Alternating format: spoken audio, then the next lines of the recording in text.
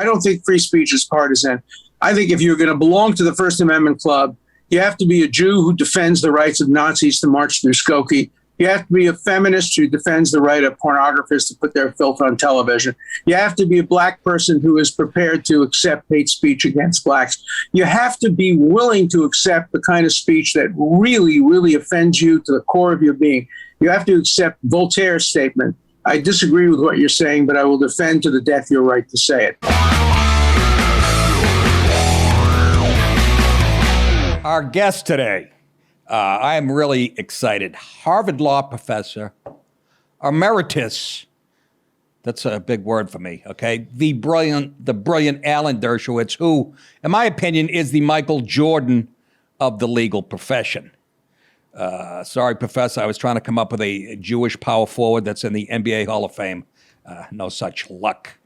But anyways, this guy he's the author of over 30 books, both fiction and nonfiction. His latest is the case against the new censorship, protecting free speech from big tech, progressives, and universities. By the way, they're all in the same bed. I think of it as kind of high-tech porn. It's a threesome.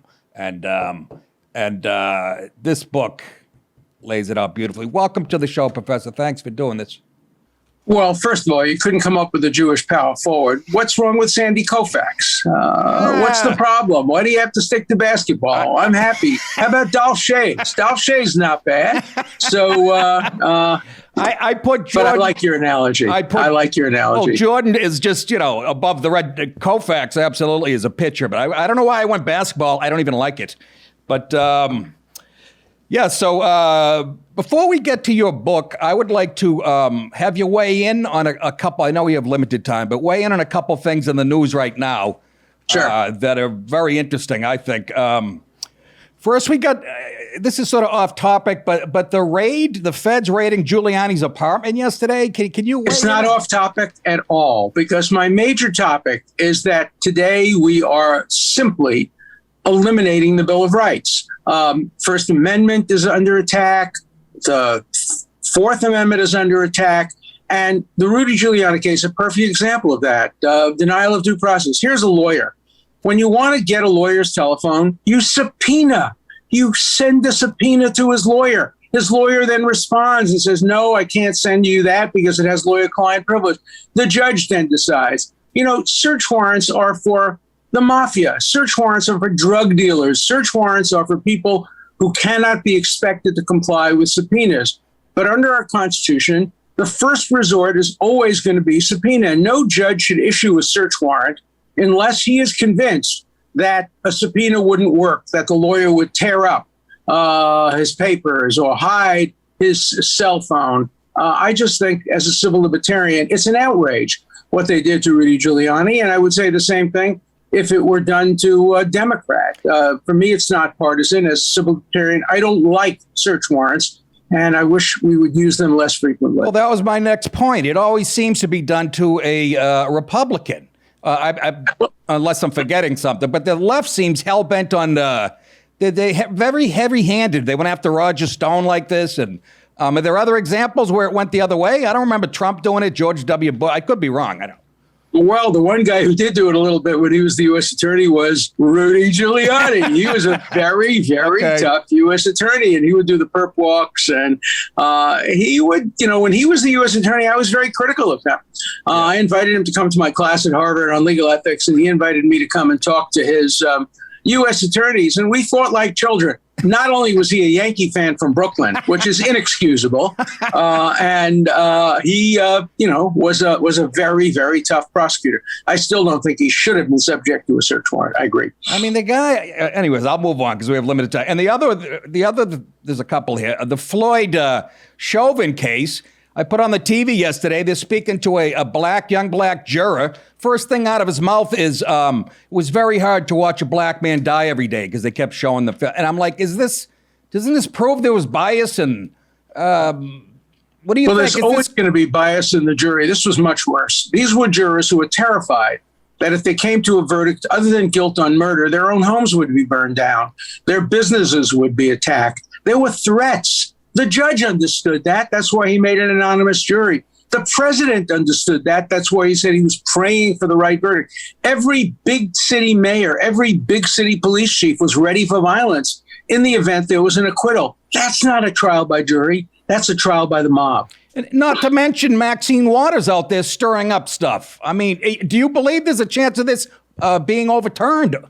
It should be overturned. The judge should have had the courage to grant a mistrial, but he didn't, because if he had granted a mistrial, there would have been violence that night. He'd be blamed for the violence, and he'd have to move out of Minneapolis. He'd never, ever be a judge again. And so you can't have justice with the threat of violence hanging over the heads of the people. I'm going to just read you a quote, and you tell me when it came from. Okay. Here's the quote.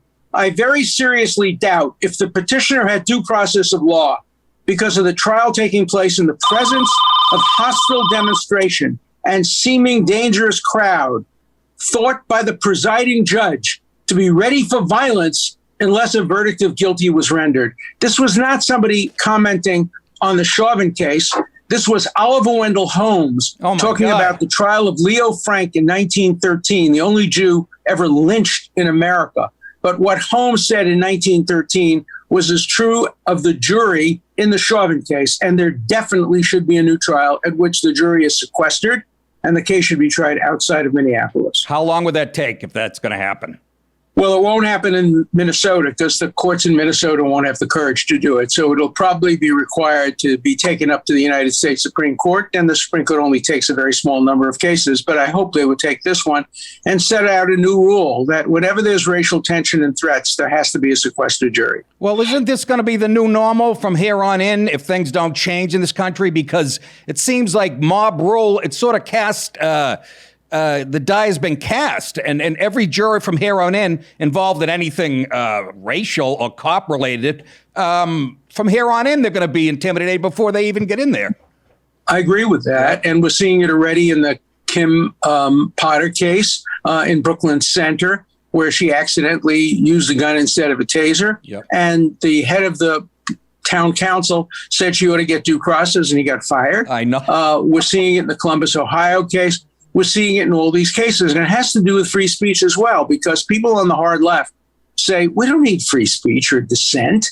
We know the truth. We know every police officer who shoots a black person is guilty. We know every man who's accused of having sex with a woman improperly is guilty. We know the election was completely unfair or fair, whichever side you want to take. We don't need dissent. I think dissent is today being attacked. And the worst part of it, and the thesis of my new book, is that the censorship isn't coming from the government. We can beat the government. I had 25 First Amendment cases in the first 50 years of my practice, and I won practically all of them. You know, the Pentagon Papers case, the WikiLeaks case, all these cases, you can beat the government. Yes. But you can't beat private parties. The problem is the censorship today is coming from big corporations, and they themselves have First Amendment rights, which is why I wrote my book about the new censorship. I'm going to get to that. I've been a victim of that. I'll get to it in a second. The third and final case that leads into your book, it's actually more appropriate, is that cheerleader case, this young cheerleader who didn't make the cheerleading squad. I'm just summing it up here. She made a video with one of her friends, like on a Saturday, giving the finger to the, whoever was in charge of making her a cheerleader. And now the question is, can the school came after her and said she can't be a cheerleader for a year based on something she did off campus. So now the question is, can the school control your speech, off campus? I know it's not that clear cut because somebody gave an example. Let's say she was in a park on a Saturday. She made that. She sent it, and it's read in the cafeteria at school. So now it's really not off campus. I guess that's where the waters get muddied. How do you feel about it? It looks like, from what I read, they're gonna actually maybe rule in the girls' favor. I hope they do. I think that I'd like to see us get back to the golden age of free speech, where free speech cases win. This is a public school, and I don't think it's really their business what goes on off a campus. But it is a close case because she was commenting about a school activity. Right. But I would rather see the court err on the side of free speech than against free speech. And this case sort of leads into your book because social media is involved in big tech. And which is the real problem.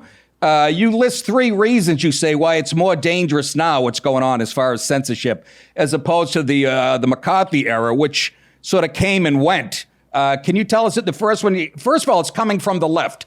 I'm a stand-up comic. I started in the late 80s. I'd lean right in my politics. Even back then, I was being called a bigot and a racist. I was way ahead of the curve. You couldn't today appear at a major university. You'd be thrown out of the university. Probably I would, too. I've been thrown out of universities or protested because I support Israel. And that's a sin today on many college campuses. But, universities today don't have a sense of humor. I remember about 30 years ago, I made a joke in my class. We were talking about affirmative action. And in Canada, you get affirmative action only if you're a visible minority. And the student raised her hand and said, "Are Jews a visible minority?" And I said, "No, we're an audible minority." And a bunch of students complained that I was stereotyping about Jews. Well, we say what we want. I'm proud of that. But today you couldn't say that. Today you can't make a joke in class or in school or even outside of school. People get suspended and get punished in other ways. And, we've just lost our love of freedom, and particularly of freedom of speech. And it's because of these radicals on the left who think they have the truth. They know the truth with a capital T. And if you know the truth, why do you need dissent? Give me an example. So Bobby Kennedy, the son of the former attorney general, who's an environmental lawyer, but also critical of vaccines, challenged me to debate him because I'm in favor of vaccines. I generally favor the science. Sure. We had a great debate. Thousands of people watched it. Yeah. Many people changed their mind. People heard 2 points of view. YouTube took it down. They said, we don't want people to hear Kennedy's side of the debate because he's an anti-vaxxer. First, he's not an anti-vaxxer. He's critical, skeptical of vaccinations, but he's not an anti-vaxxer. But I didn't want to win the debate by a technical knockout. Right. I wanted to win the debate by people agreeing with my point of view. Or if he won the debate, if people agreed with his point of view, that would be fine too. But I don't want to see that censored. Fortunately, there are alternatives now to YouTube. Rumble. You can watch the debate on Rumble. And I hope we'll see more competitors to YouTube, Facebook, and Twitter. Absolutely. I got they booed me off stage at Clark University in 1990 for I did an abortion joke or something.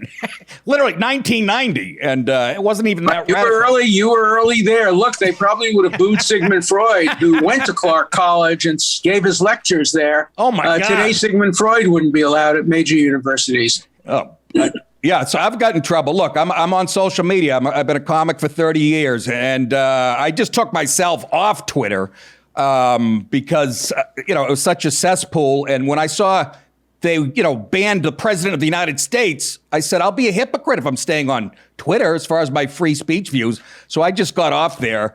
Then we have, what was the other case I wanted to talk about? The cheerleader. It's coming from the left. The censorship, my friends used to say back in the 80s, oh, that's the religious right. Back in the 80s, I would say, what are you talking about? People who are complaining at comedy clubs are not right-wingers, and it changed along. So why? It's dangerous, right? Because we have millennials coming up who are coming off college campuses, a couple generations now, have their brains filled with this socialist mush. And so this is a threat to, you're saying, the future. Because now, I do, because the college students who are going to be future leaders are being taught that free speech is not particularly important. Look, when I was growing up, there was McCarthyism. And in those days, it was the liberals who were being suppressed. So they favored free speech. Today, it's the conservatives who are being repressed. So they favor free speech. I don't believe you can have free speech for me, but not for thee. I don't think free speech is partisan. I think if you're going to belong to the First Amendment Club, you have to be a Jew who defends the rights of Nazis to march through Skokie. You have to be a feminist who defends the right of pornographers to put their filth on television. You have to be a black person who is prepared to accept hate speech against blacks. You have to be willing to accept the kind of speech that really, really offends you to the core of your being. You have to accept Voltaire's statement. I disagree with what you're saying, but I will defend to the death your right to say it. There are very few left who take that position. That was my quote under my yearbook picture in high school. And no, I'm kidding. It was something about the Red Sox. Also, is what's dangerous. You say the new progressive censors have their censorship on policies. The anti-free, the censorship policies are supported by many Americans. Support these policies now. I think that's right. And, it's very hard to fight against these young kids because they're such good kids. They believe in equality. They have good values. was Pogo, who said, "We have seen the enemy and he is us." We have seen the enemy of free speech, and they are our children. And it's much harder to fight against our children than it was to fight against Joe McCarthy. And so I think the combination of the fact that it's private, the fact that there are good people, make it much harder to fight the new censorship than it was to fight the old censorship. That's why I wrote my book, because the new censorship is more dangerous than the old censorship. We're talking to the great Alan Dershowitz. And I've noticed this. Like I said, I've been doing stand-up for something 30 years. And in the last few years, it will be people in the audience writing emails to the clubs. And the comedy club owners and managers were mostly my age when I started. And they would ignore those, saying, you have the right to say anything you want on stage. Now, these clubs are being run by millennials who believe in this crap. And I know some comics who got sent home in the middle of a weekend. So that's what you're talking about, when right? you were in Boston, did you ever appear in the Cambridge, yes. comic places? Catch a Rising Star. But I was very young. I didn't have any political leanings. I was, pretty much what they call an open micer my first 3 years. Yeah. But yes. Well, I would go to some of those places. I love stand-up comedy. And, if I hadn't been a law professor, that was probably my second career choice. You would be probably dangerous. Wouldn't have been that good at it. No, I doubt that very much. I went to see Woody Allen when he was a stand-up comedian. That's how far back I go, loving stand-up comedy and Larry David and people like that. Well, it's surprising. I worked for Chris Rock. Chris Rock hired me, and he knew by then I was about 7 years into the business. He knew I was kind of a right-winger. And this is when Giuliani was the mayor, and he hated Giuliani and the cops, but he was smart enough to know he had to have somebody in the writing room that sort of agreed with Giuliani. And he put me on, on the staff. That's when people were open-minded, like you said. That would never happen today. Let me I want to ask you about, I've been dying to ask you about this. As far as when a corporation's own policies run head on into the Constitution, is there like a caveat? Is there a carve out for corporations? They always say, well, it's a private company, Twitter, they can have their own policies. When does the Constitution, the First Amendment, trump the policies of a private business or something? That's part of the problem. It doesn't. Private does. businesses generally have the right to discriminate. Look what's going on in Georgia today. Georgia passes a law. I don't agree with the law, but I don't think it's the basis for the kinds of things that are going on, moving the All-Star game, et cetera. So Delta and Coke support the boycott of Georgia, but Home Depot remains silent. They don't say anything. Now the radicals want to boycott Home Depot, forcing them to say things. And they're saying, look, we just want to talk to our customers. We would just want to sell a better product. Don't make us get involved in politics. We're not a political company.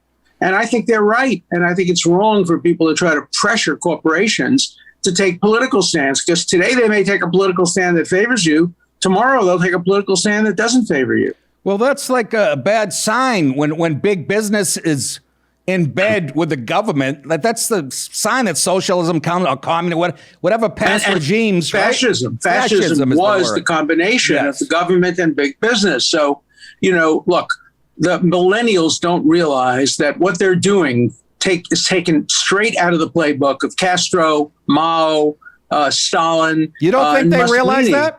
You don't need dissent if you have the truth on your side. Castro knew the truth. Stalin knew the truth. Mao knew the truth. The little red book has the truth. You don't have any right of dissent. You don't need due process. Every white cop who kills a black person is guilty. Every man who was accused by a woman is guilty. Every election is either fair or unfair, which side of the issue you're on.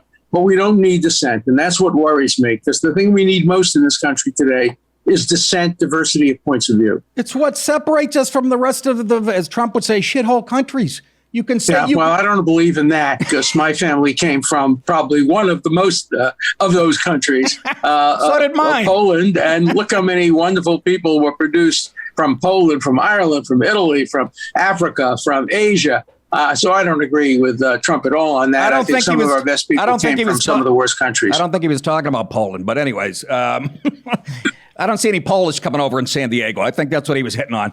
But here's my final. We're going to wrap it up. I know you're a busy man. I've experienced some of this. I mentioned I work for Sirius Radio. I had a radio show. And right after Barbara Bush died, some Latina professor at like San Jose State put a tweet up saying, glad she's dead. She was a racist. She raised racist kids. She was a scumbag, blah, blah, blah. Now, I tweeted something out, and again, I know it's in bad taste, but I'm a stand-up comic. If it came from a civilian or a teacher, I understand. But I tweeted back, and again, I know you're a professor, so don't hold it against me. I said, dear future school shooters, confine your work to the faculty rooms at Berkeley, San Jose State. I mentioned a bunch of. Now, I understand I was going to get a little blowback, but let me tell you this, Professor. Twitter didn't even take it down. I took it down myself after, I don't know, a day. Twitter didn't even take it down, and Sirius ostensibly fired me for that tweet. I don't think that's why I got fired. My show was right-wing, and it had already leapfrogged 2 shows. I was only there 3 months. And Sirius kind of, like the rest of show business, leans left. So I think that's why I was fired. My contract was coming up. But what do you do in a situation like that? How do you fight back? I couldn't call you. I can't afford you. You can't fight back against a private company unless they violate their contract. But you fight back by creating a better show, competing with Sirius, and showing them that you have the listeners and the viewers. That's the American way. And as long as you have an opportunity, I think the great thing is we now have podcasts. I have a podcast called The Dersh Show. We now have a lot of talk radio, talk television, so we can compete. Maybe not very, very aggressively, but we can compete with the social media. We have to keep doing that in order to keep the First Amendment alive. Everything I put up on Facebook now, they put a warning on misinformation. I got kicked off YouTube for a couple months because I said the mask thing. I wasn't talking about COVID in general, the mask, the way that I said it was a bit of a hoax. And they literally said it was misinformation coming from a stand-up comic. But anyways, the book is The Case Against the New Censorship, Protecting Free Speech from Big Tech, Progressives, and Universities. And seriously, it was an honor and a pleasure to talk to you, Professor. I've watched you on TV. Fun. It was also fun talking to you, a guy from Boston and Brooklyn. What could be worse? What could be better? Exactly. So hopefully we'll talk again, and good luck with the book. Hey guys, I want to thank you for watching the show, and I want to encourage you to keep contributing to keep this show and free speech free for everyone, whether they want to hear it or not. Click on this video or the link on the screen to make a contribution of any amount. I'll read your name on the show, but more importantly, you'll truly be supporting a great cause without Big Brother taking their cut or limiting the message. Thank you guys so much.